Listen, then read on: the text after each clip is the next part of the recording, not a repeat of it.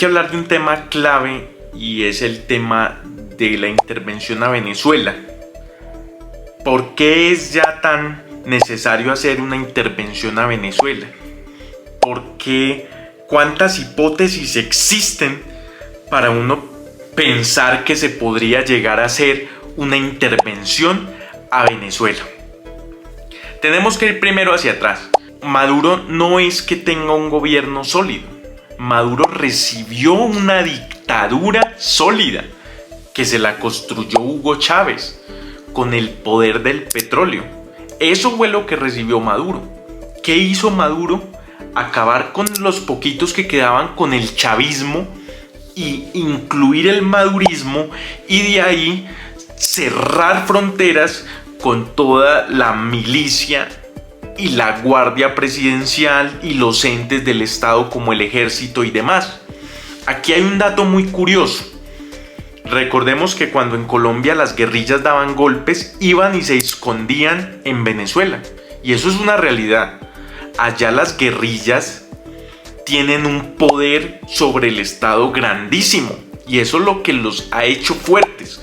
¿Cuántos cabecillas de las FARC no iban y se escondían en Venezuela? ¿Cuántos cabecillas de las guerrillas no eran recibidos en Venezuela?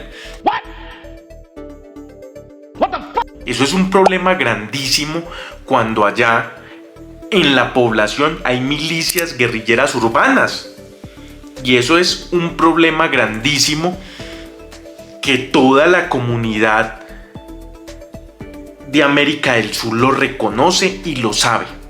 Entonces, ¿qué posibilidades habrían para derrocar a Maduro o al gobierno de Maduro o a la dictadura de Maduro?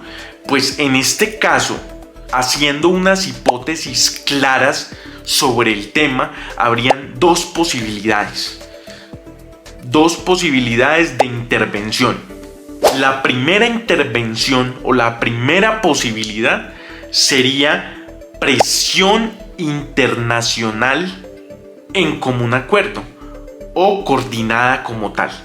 Y esa presión internacional debe venir desde los mercados que le compran el petróleo y demás insumos a Venezuela, desde el abastecimiento de los recursos a Venezuela, desde bloqueos marítimos y bloqueos terrestres como bloqueos aeronáuticos y demás, como bloqueos hasta de la misma señal de internet y celular, ¿cierto? Esa sería una intervención en conjunto, una intervención internacional. Venga, ¿por qué se hace y se hace a medias?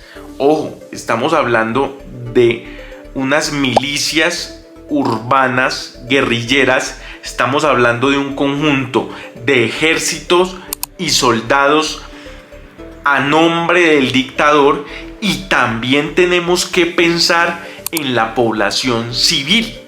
Por eso no se ha hecho de esa manera, porque siempre que hay una intervención de estas, los que más sufren es la población civil.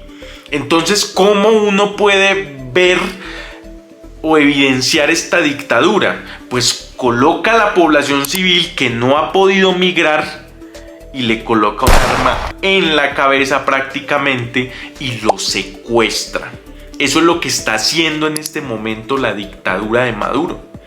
Es muy fácil ser del Estado, es muy fácil recibir en dólares, pero las ciudades o los ciudadanos que no pueden abastecer estos gastos viven en la miseria, Y hacer esta intervención mancomunada, apretar la dictadura, sería también apretar a estos rehenes del gobierno. Es importantísimo saber por qué no actúan frente a esto que es más hambre, más calamidad, más dolor para los venezolanos. Es mucho más dolor. Bajar a esta dictadura no es nada fácil. Ya hablamos de la primera posibilidad, que es una presión en conjunto internacional. Trae muchos daños, como bloquear cuentas bancarias y demás. Pero hay una segunda posibilidad, y es mucho más difícil tomar esa decisión que la primera. el levantamiento interno apoyado. Dificilísimo, dificilísimo cuando sabemos que Venezuela, aparte de tener entes del Estado, policía, entes investigativos, ejército y demás, tiene guerrillas urbanas y milicias extranjeras que apoyan la causa del régimen. Es increíble saber o pretender hacer un levantamiento interno apoyado, porque esto desarrollaría más caos, más muerte, más dolor para el pueblo venezolano mientras se acaba la dictadura. Hay que tener en cuenta lo que dijo María Corina, que si no hay paz en Venezuela, no hay paz en Colombia. Y tiene mucha lógica porque en realidad los subversivos van y se escampan allá. En Colombia hay una guerra atípica, donde el guerrillero ataca a nuestros soldados, hace el daño como tal y va y se resguarda con el pueblo o con los campesinos. Y si no es así, va y pasa la frontera.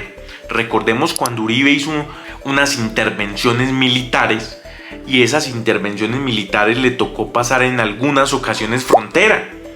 Muchos de los secuestrados que secuestran en Colombia los pasan para Venezuela. Entonces, si no hay paz en Venezuela, nunca la va a haber en Colombia. Por eso es tan importante revisar estos dos puntos o estas dos alternativas.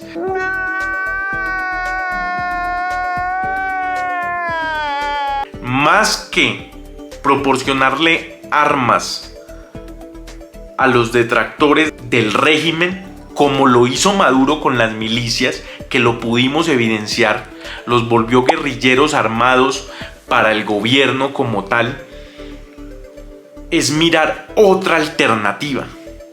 ¿Qué otra alternativa quedaría para Venezuela? Escríbame usted en sus comentarios. Hay datos descabellados como hacer lo que hicieron en Panamá los Estados Unidos.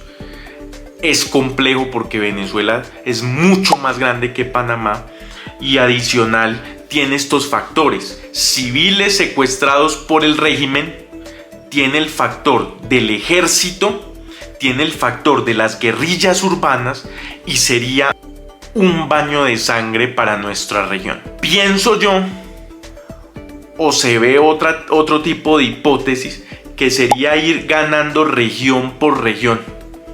Entrar desde Cúcuta y ganar el primer estado de Venezuela y empezar parte por parte, pero esto generaría una guerra civil mucho más grande.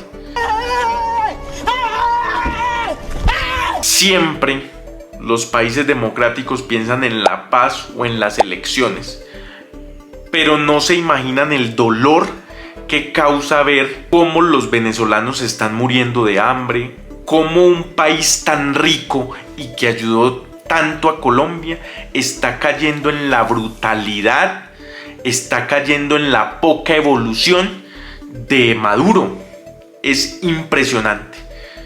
Escríbame en sus comentarios qué piensa usted y cómo se haría una intervención que la población civil no saliera tan afectada en Venezuela. Gracias por ver nuestro contenido. Por favor, suscríbete, darle like, activa la campanita y comparte nuestro contenido. Seguiremos enviando un poquito más de ideas. ¿Qué podría llegar a ser? ¿Cómo lo podrían llegar a lograr? De una manera donde no se afecte la población civil. Muchas gracias.